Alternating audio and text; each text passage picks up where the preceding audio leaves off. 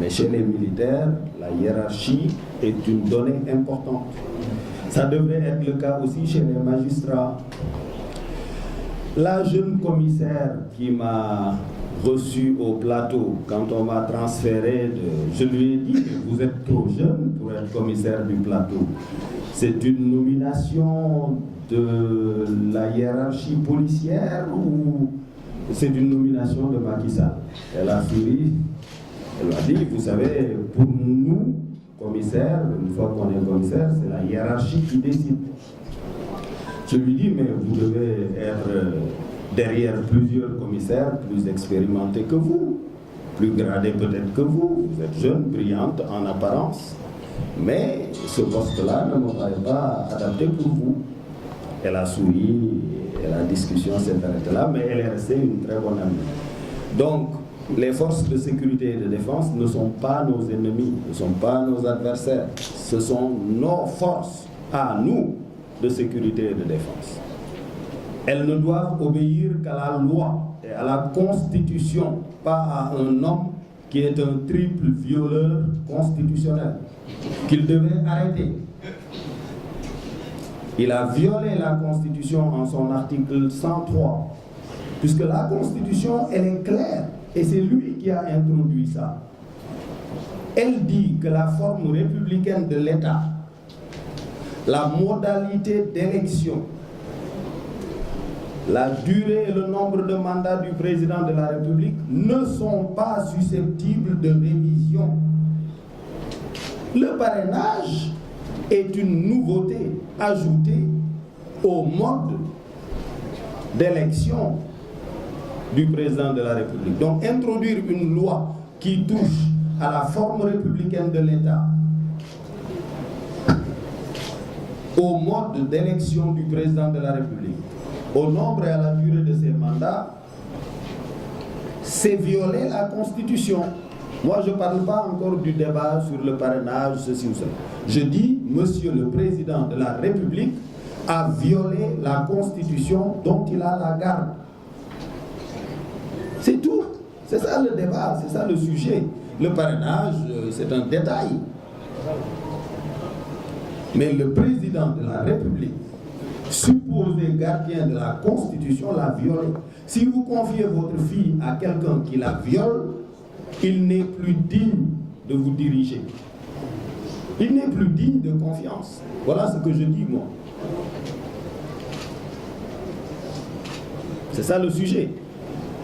La deuxième violation de la Constitution, c'est que l'alinéa 7 de l'article 103 dit de façon explicite que même cet article 103 qui garantit l'intangibilité à ces trois domaines, forme républicaine de l'État, mode d'élection du président, durée et nombre de ses mandats. Cet article 103 lui-même n'est pas susceptible de révision. C'est-à-dire l'article 103 se protège lui-même de la possibilité de révision. La troisième violation de la Constitution, c'est le refus au peuple sénégalais de marcher de façon pacifique. Les forces de l'ordre qu'il a utilisées pour empêcher de marcher auraient pu parfaitement encadrer la marche. Voilà, on a à la tête du Sénégal un triple violeur constitutionnel. C'est ça l'enjeu. Maintenant, est-ce que je vais faire des recours devant ces tribunaux ou devant l'Assemblée nationale, etc. Non, je ne le ferai pas. Pourquoi? Puisque j'estime, malgré l'existence de quelques très bons magistrats, honnêtes, rigoureux, qui souffrent de l'état de leur magistrature, malgré eux, force est de constater que l'institution judiciaire comme le Parlement se sont prosternés devant l'exécutif. Du coup, ces deux pouvoirs-là ne sont plus dignes de ma confiance. Alors, qu'est-ce qui me reste comme voie de recours? les juridictions extérieures. C'est pour ça que j'ai pris une initiative en direction des autres leaders de l'opposition et de la société civile pour leur dire, soyons en bloc, allons déposer un recours auprès de la CEDEAO. Pas sous l'angle de la violation de la Constitution et tout ça, c'est compliqué. Mais sous l'angle de la rupture d'égalité des citoyens devant un certain nombre de droits. Et je m'appuie sur une jurisprudence.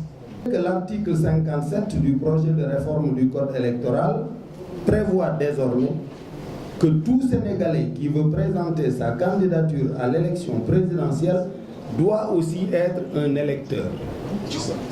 C'est ça, non? Il parle de Sénégalais électeurs. Ce n'est plus seulement la nationalité, etc. Alors, c'est très subtil. Mais ajouter à la condition de nationalité celle d'électeur est contraire au droit de chaque citoyen de participer à la gestion des affaires publiques.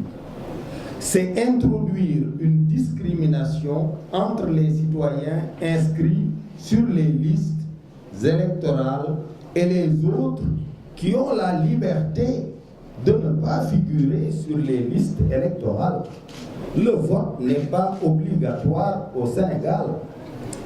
Donc, être sur la liste électorale n'est pas obligatoire. Et c'est un droit qui est distinct du droit d'être candidat pour dire « je veux diriger le Sénégal ». En vertu de quoi on discriminerait ceux qui choisissent de ne pas figurer sur la liste électorale, mais qui choisissent d'être candidats à l'élection présidentielle. C'est cette discrimination-là que j'entends attaquer devant la CEDEAO. Macky Sall ne le comprend pas encore. L'Afrique a changé, les Africains ont changé. Il y a 60 ans, on aurait pu encore se permettre certaines choses. Ce n'est plus possible, tout simplement. Et ceux des chefs d'État qui ne le comprennent pas seront balayés purement et simplement. La jeunesse africaine ne tolérera plus certains comportements. Elle ne tolérera plus certaines génuflexions de leur président et de leur leader à l'endroit des autres leaders du monde. Et vous savez, dire la vérité aux Français, ce n'est pas de la francophobie, c'est de l'amitié. Je compte beaucoup d'amis en France, de très grands intellectuels, des gens qui étaient avec moi à Sciences Po Paris, de très bons amis qui sont dans le gouvernement français, qui sont dans la direction des entreprises du CAC 40 français, c'est-à-dire les plus grosses boîtes. Mais lorsque j'ai dit que nos relations étaient des relations de domination et de pillage, certains m'ont dit attention, est-ce que les Français ne vont pas vous en vouloir de les accuser de pillage, etc. J'ai dit non, ils ne vont pas m'en vouloir, c'est des gens intelligents. Ils vont savoir que c'est la vérité. Les choses ont évolué. Il y a eu après les indépendances, au départ, ils étaient tout le temps là, coopérants techniques, etc. Mais maintenant, nous avons des Africains qui sont majors au concours d'entrée à Polytechnique Paris. C'est un indicateur du changement. Et il faut qu'ils l'intègrent. Et je leur dis à un de mes amis qui me reprochait ce discours, je lui ai dit, j'étais en France quand le président Sarkozy a pris le pouvoir et fêtait son inauguration. Qu'est-ce qu'il a fait Sarkozy ce jour-là, son premier jour de présidence? Il est allé au bois de Boulogne célébrer des jeunes communistes français qui avaient été massacrés par des nazis allemands. C'est ça qu'il a fait dans la matinée. Discours ne pouvait être plus clair en direction de l'Allemagne et du peuple allemand pour lui dire « Vous nous avez fait du tort à un moment de votre histoire puisque vous étiez des nazis. » Et qu'est-ce qu'il a fait dans l'après-midi? Il est allé chez Angela Merkel pour signifier que c'était son premier partenaire dans la construction de l'Union européenne. Donc le souvenir de l'histoire n'entraîne pas la guerre ou la querelle, c'est simplement le rétablissement de la vérité. En tout état de cause, il y a des choses qui ont évolué, il faut que tout le monde en prenne compte. Tout le monde en tienne compte. Et Macky Sall le premier.